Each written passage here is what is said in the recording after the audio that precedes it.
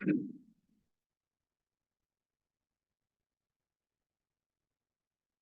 guys. Last time we talked about the cleavage, and we talked about this BCC, FCC, HCP, and then we talked about several models, the penny-shaped model and also Smith model. And then we talked about the RKR model and Curry knot model, which is a statistical model. And then we talk about the ductile material and the transition from ductile material to the brittle material. And I also give you one example, the Titanic. It's a Titanic, right? So you guys told me that you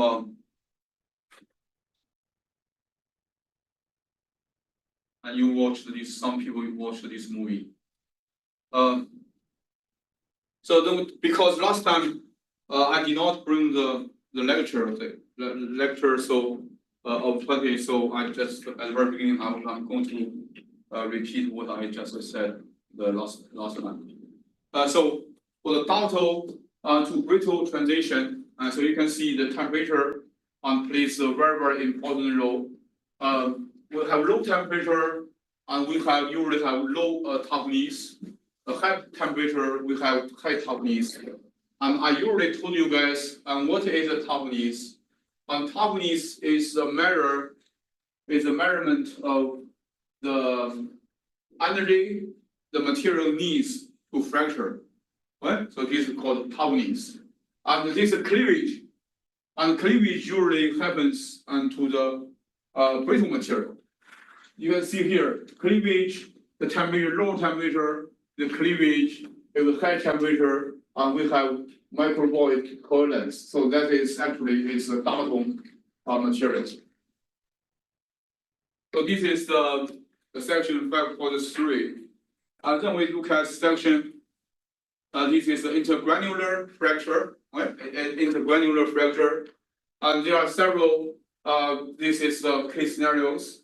You can see. So this is the 3 grains, 1, 2, 3.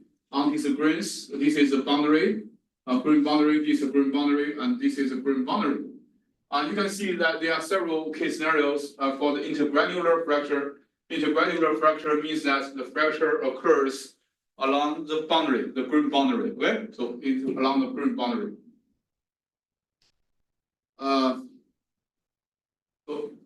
So precipitation, you can see the precipitation of a brittle phase on the boundaries. You can see this is the precipitation of brittle or hard usually other particles. And second one is hydrogen embrittlement or the liquid metal embrittlement.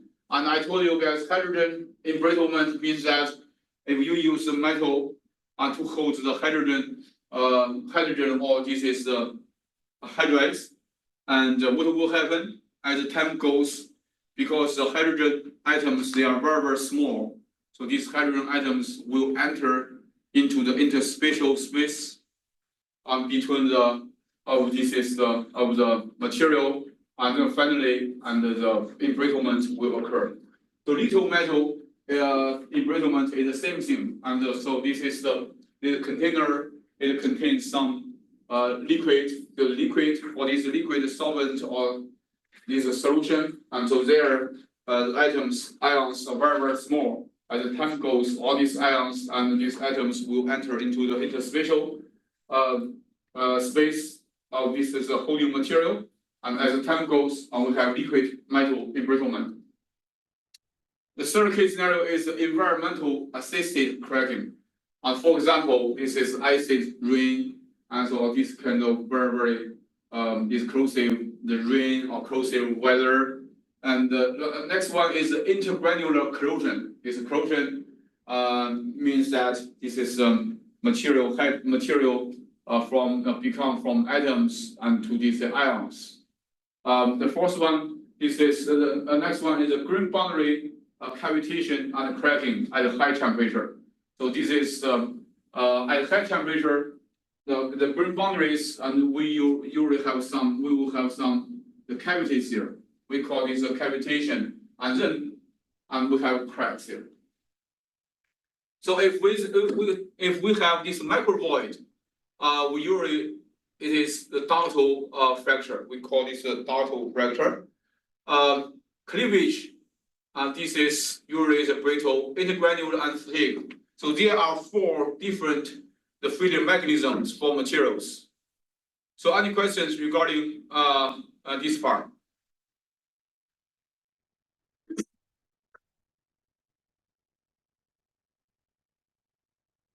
Any questions regarding this part? No, if there is no question, and then we talk about the non-metal, the fracture, the mechanisms in the non-metal.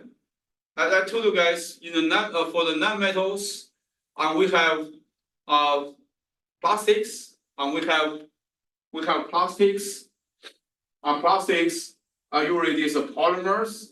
Polymer, polymer, they have 3 categories. There are 3 characteristics. One is the cost is low, and fabrication is relatively easy, and also they have high the corrosion resistance. This is a polymer.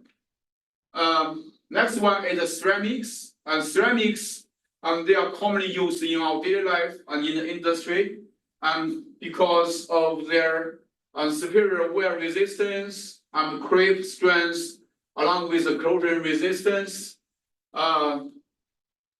Next one is the composites. Actually, composites it is the combination of these 3 different the fundamental materials. 3 different fundamental materials. They are metals and alloys. The first category, and second one is the plastics, polymers, and third one is ceramics. Okay, so composites means that we combine two or more of these fundamental materials together, and then we can have composites.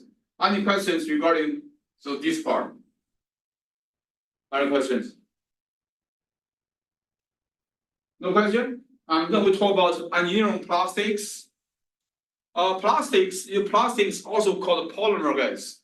So whenever you see the polymer, what comes into your mind, guys? Can somebody tell me? Polymer. What does it mean, polar in English? Multiple, right? Multiple, yes. Mer is a unit.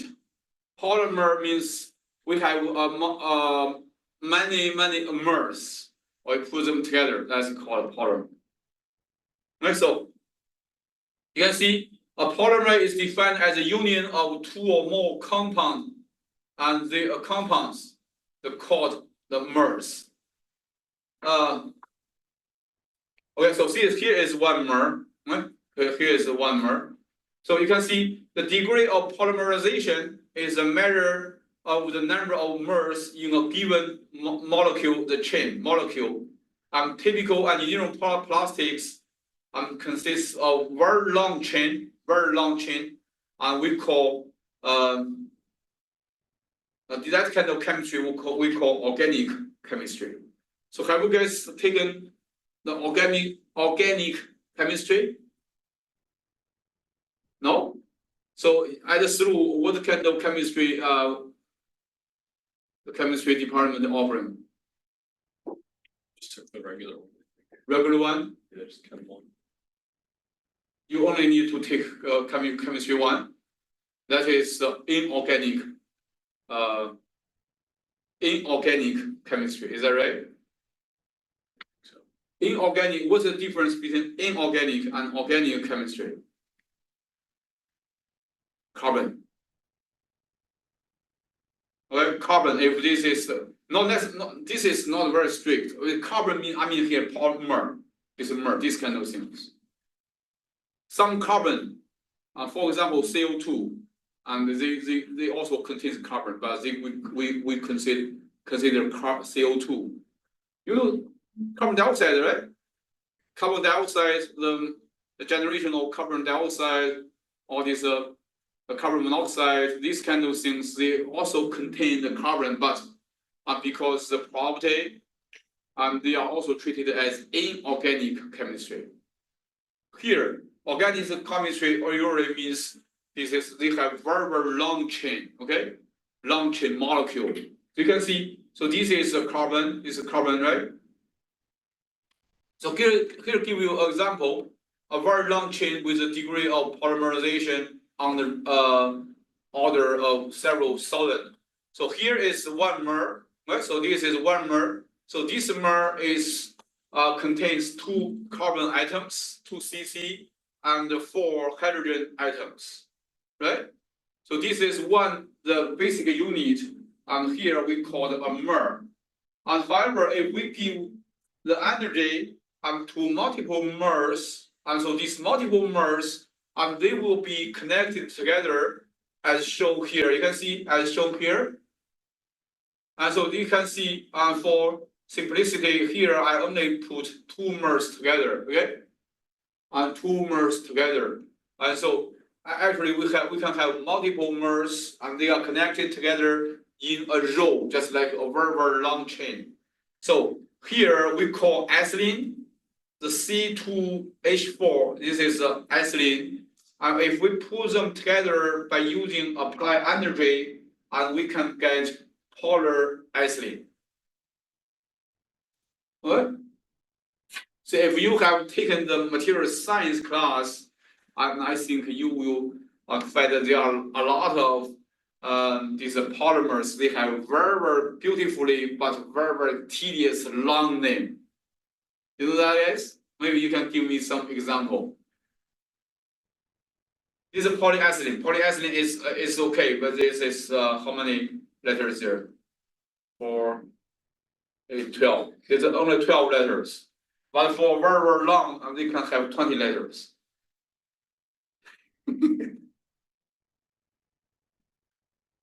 I hope you guys have fun with the organic chemistry. Okay, so luckily we only need to know this inorganic chemistry. So molecule weight. This is the concept, molecule weight.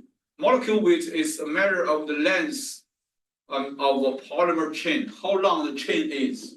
So number, there are two weights, molecule weight. Number average and weight average. So what's the difference? This is the subscript N is number average, and here is the subscript is a W, is weight average. You can see there we have 2 equations here. And so this is the equation, is Mn, the bar, and it is the number of the molecules, okay? Number of molecules. And then for each of these moles, you have number of these moles, I'm sorry, this is molecules with molecule weight Mi. And then you use this equation to get the average number average. And also, you use this equation to get the weight average. Okay, weight average is kind of different, more complex than this is N bar. So this is, but there are 2 different the measures that you can use to describe the length of the polymer chain. If you have taken material science, and I think you still remember something about these 2 guys, right? One is number average, one is the weight average. So by the way, who taught you material science, guys?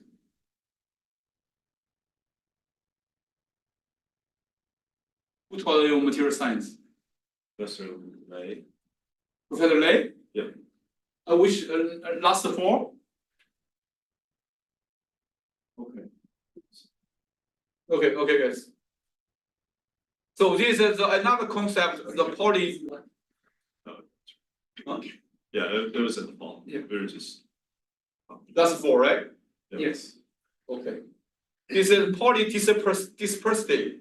And polydispersity, the PD, and we can just guess this PD by using the ratio of MW bar and to this is N bar. So we just need to know this is 2 concepts here, guys. I will not ask you guys to calculate. If you want to calculate, you can just email me. But that's do some mental exercise. But this is out of the scope of this course. You just need to know this these two concepts. And there are the two common structures. The common structures, we have thermoplastic and we have thermosets. And this you should know, okay? And I might ask you in our final exam, and even though this is open book, but I might ask you, and for this, what are the common structures for the polymers?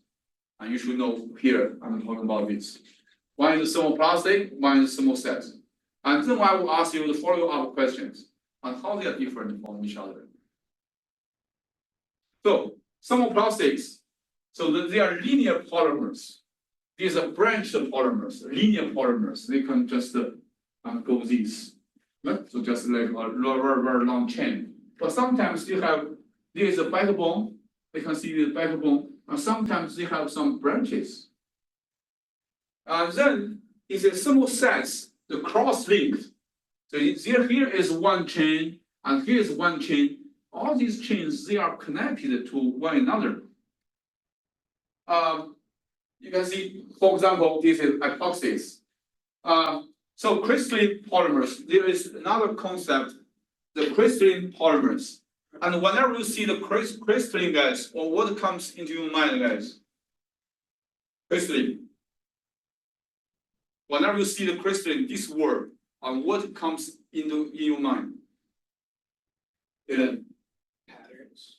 Yeah, patterns, right? Something is arranged in some pattern, and periodic. So this crystalline polymer means that the chain and they are arranged in some pattern, and the polymer chains and can be packed tightly together in a regular pattern. But still, this one is different from crystalline metals. But here, and we just borrow this word crystalline means that in regular pattern. You can see this is a regular pattern. The term crystalline does not have the same meaning for polymers as for metals and ceramics. So this is metals and ceramic. We have 3D regular. This is array. 3D regular array. Okay, so not just in this plane, but also in the thickness. But for this crystalline polymer, and so in this plane.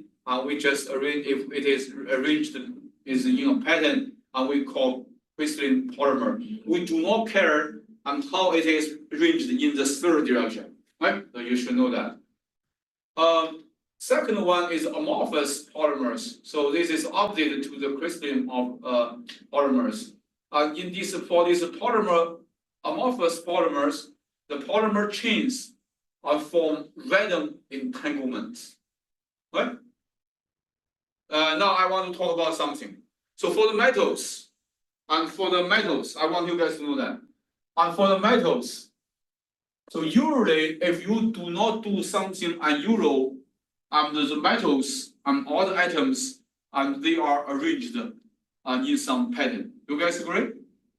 And we call this crystallinity. So crystalline. Okay? However, we have some amorphous metal called bulk metallic glass.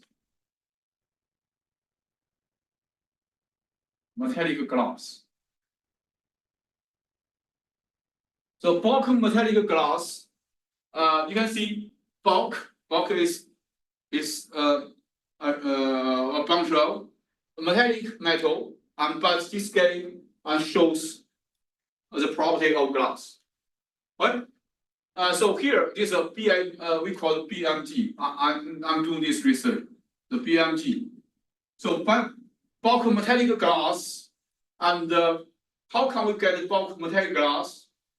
So when we melt the metal, if we let the metal cool down naturally, and we will finally get this crystalline solid metal. However, if we increase the cooling rate, and if the cooling rate exceeds the critical cooling rate, and then after you cool, this is the molten metal, and then you will find amorphous metal. amorphous metal is very similar to the structure of glass. That's the reason it's called bulk metallic glass.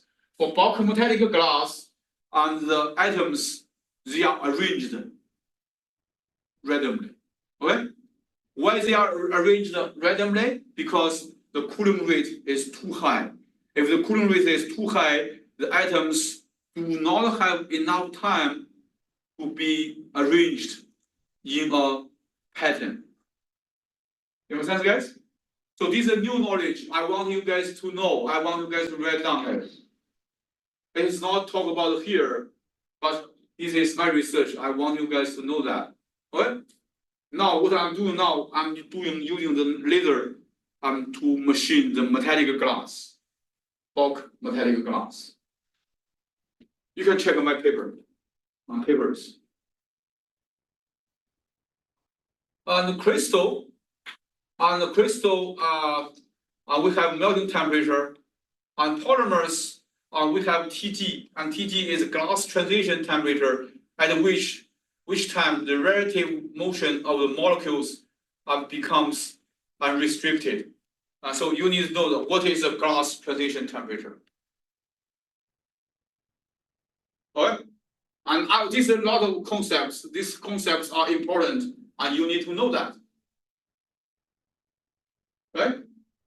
So have you guys got any interviews, job interviews? No? Yeah. Have you got any other job interviews, for example, internship and interviews, guys? Have you? So when you are interviewed, did they ask you about these technical questions? No? You guys are lucky. Okay, so usually the first round of interview, and they will interview to see you guys for the first impression. But for second on-site interview, and usually they will ask you these technical questions. When I was interviewed, they even asked me to solve the equations. Not here, not at through in the company. When I interviewed with the company, they invited me for on-site interview, and then for 2 hours they give me several problems to answer to solve. They told me you cannot call anybody. If you call anybody, this interview is over. Or if you finish everything perfectly, the interview is over. You know what I'm saying? Because the problem is very tough. Okay, I just let you know. Okay, and you need to know these fundamentals. Whenever the interviewer asks you some questions, and supposedly you should answer these questions correctly. Okay, if you want to go very long, go further down the road for this interview. You understand, guys? If they ask you 10, for example, ask you 10 technical questions, and you can answer 8 correctly, and you have a chance to go next step. However, if you just answer 2 out of 10 correctly, the chance is very low. Good. Especially during this economic depression time. So, Chris, Dylan, question? Yeah. Okay. Polymer, okay, so TG and TG glass transition. What's the glass transition? That means relative motion of the molecules becomes restricted. They cannot move, and they cannot move freely. And there are 2 concepts, and one is called relaxation modulus, and one is called creep and compliance. And relaxation modulus, it is defined as the sigma, the stress, stress is a function of time, and this guy divided by epsilon 0. And is this understandable, guys? And this Young's modulus, and it still has the same meaning of Young's modulus, but it's here we call relaxation modulus. We still remember Young's modulus equals the stress divided by the epsilon, right? Right, guys? But here we call relaxation modulus, and this epsilon is is reference the stream. So dt, equals epsilon t sigma 0, and actually this is kind of reciprocal of this is relaxation modulus. So this guy is called the creep compliance. So this figure you can see. So here this is E. Okay, so this is time. This is E. The figure 6.5 shows the effect of temperature and time on the modulus of amorphous polymer. So here this temperature. So here is the temperature is. First one 6.5 the temperature, and we have this glassy, right? This glassy, and below this glass, below this glass, the transition temperature Tg, and it's glassy, right? So Young's modulus is so high, and then as the temperature goes up, and so temperature goes down. So this area we call leathery, right? This is leather, just like leather. Then as the temperature goes further up, and so we see the rubbery. And finally, as it goes down, we have this linear polymer, and here as the temperature goes up further, and we have liquid. Questions so far? So this is for cross-linked polymer. This is for here. This is the thermostats.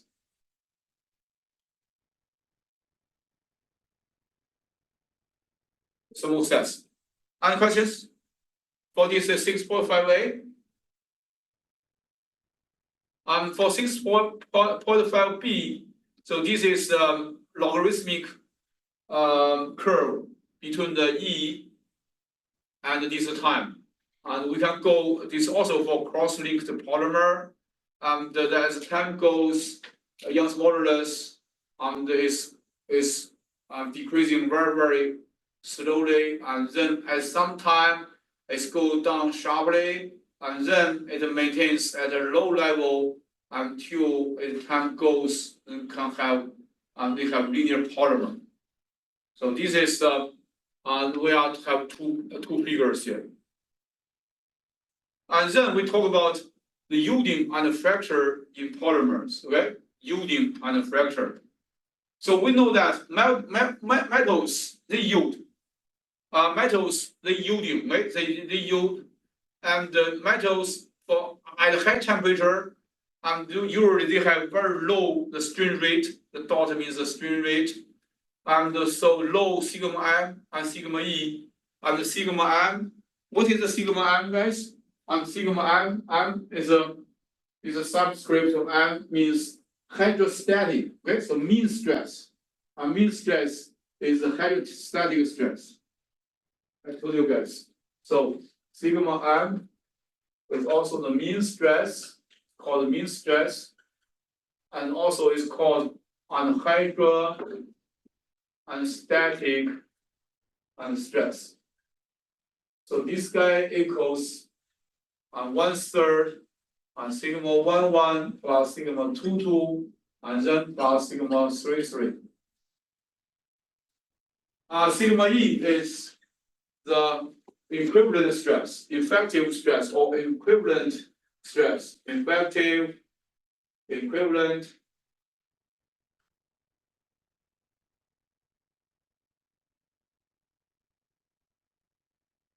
Effective or called von Mises, we just call von Mises stress.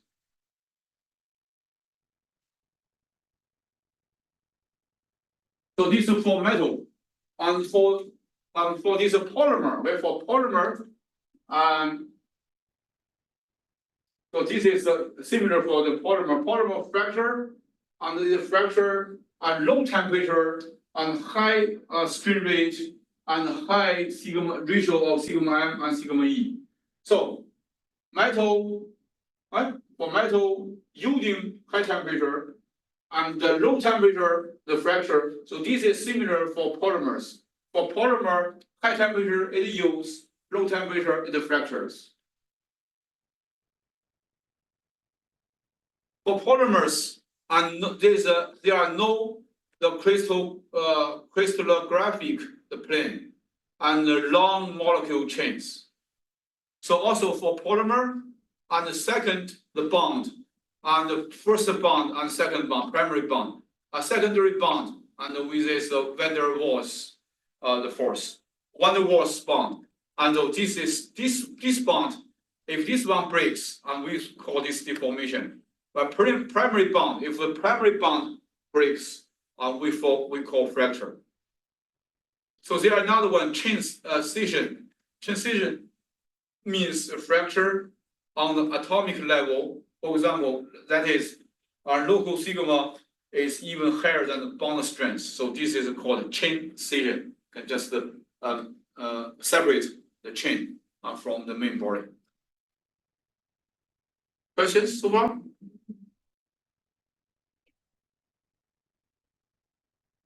So you guys are looking at the lecture notes I give you, right? You are not looking at anything else, right? Do you?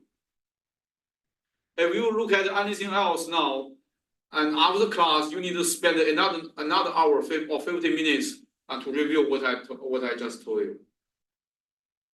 If I were you guys, to maximize my learning this effectiveness, I will always follow what the professor says, no matter how boring this professor is. Okay, you just jot down these important points. And then another concept is a chain disentanglement. You can, as the name suggests, entanglement means that this is a lot of chains and they are messed up together. Disentanglement, that is opposite direction, right? So chain disentanglement, molecule separation from one another, molecule separation from one another. So here is a chain scission, and chain scission can occur at a relatively low strain in cross-linked or high-allied polymers. That means the chain just separate from the main body. And chain entanglement, the likelihood of chain entanglement depends on the length of molecules and the degree to which they are interwoven. So here is a chain entanglement. There are a lot of, because the polymers they are new material, relatively new material. So there are a lot of new phenomena that are different that we could not see in the metals or ceramics. And the human beings have been using the metals and polymers for thousands of years. But for polymers, this is not the case. I mean, man-made polymers, not the other polymers, not the animal skins and other things. Okay, I'm talking about man-made polymers in the mass production, right? You guys agree? And that happens only within previous 1,100 years or 200 years, maybe 300 years. But metals, people have been using metals and ceramics for many years, thousands of years. So there is another concept, shear yielding and creasing. And shear yielding means molecule slides with respect to one another when subject to a critical shear stress. The molecule slides, and we call it the shear yielding. So here is one model. Here is one model S. So tau equivalent, the shear equivalent, and plus mu s. Mu s is a material constant, and sigma m. What is the sigma m, guys? I forget the sigma m. Can somebody remind me? Mean stress. Yeah, mean stress. Okay, mean stress is the hydrostatic stress. So these two guys equivalent if the sum of these two guys equals tau zero, and when tau zero is material property, right? So this is material property, and you need to do the experiments and to get this material property, and then to check if under this loading tau eq plus mu s multiplied by sigma, if this equation is satisfied or not. If it is satisfied, that means the shear yielding will be occurring. Otherwise, and this is safe, shear yielding will not be happening. So here is a mu s. If the mu s equals 0, and this equation reduced to the Tresca and von Mises stress. Right? So if mu s goes up, and hydrostatic stress is even more important. We can see that if mu s goes up, and so because mu s is a coefficient of sigma m, definitely sigma m, and will the mean stress will play a more important role. So this one also this OCT, tau OCT, tau 0 minus ms dot em. So this we can just change this one, this equation. So this equation and this equation is the same. Sigma m is hydrostatic stress, and mu s is a material constant that characterizes the sensitivity of the yield behavior of sigma m. When mu s equals 0, so this equation reduces to the Tresca and von Mises yield criteria, respectively. So here is then we'll talk about glassy polymer.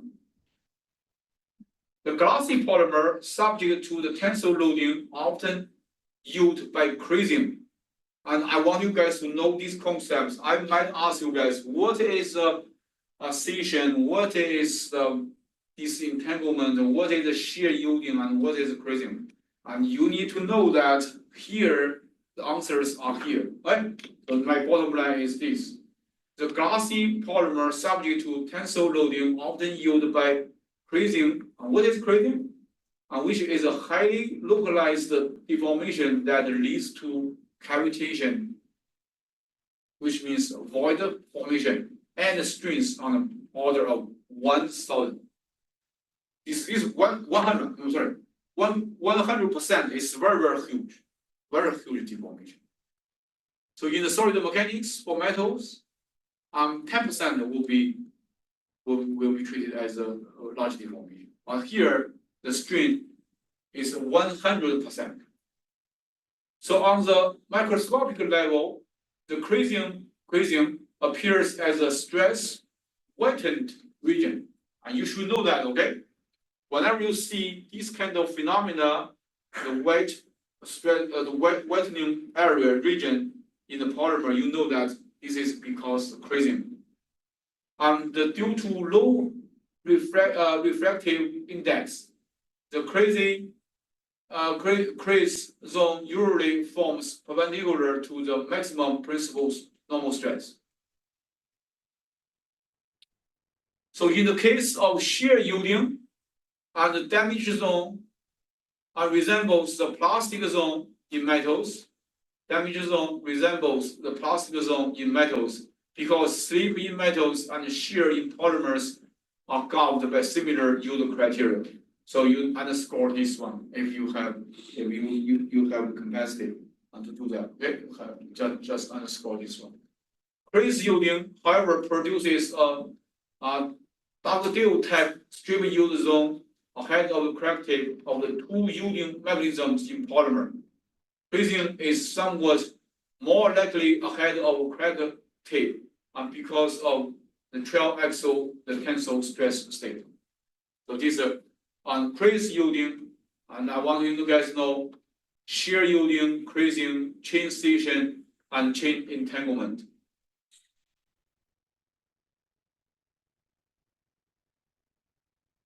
So here, the crazing and shear yieldings, they are competing mechanisms.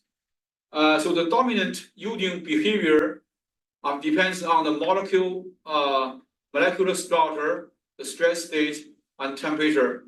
A large hydrostatic tensile component in the stress tensor is conducive to crazing. You underscore this, okay?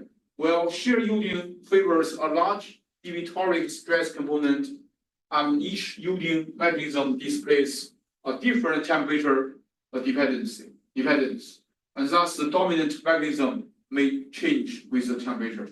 So pay attention to these observations.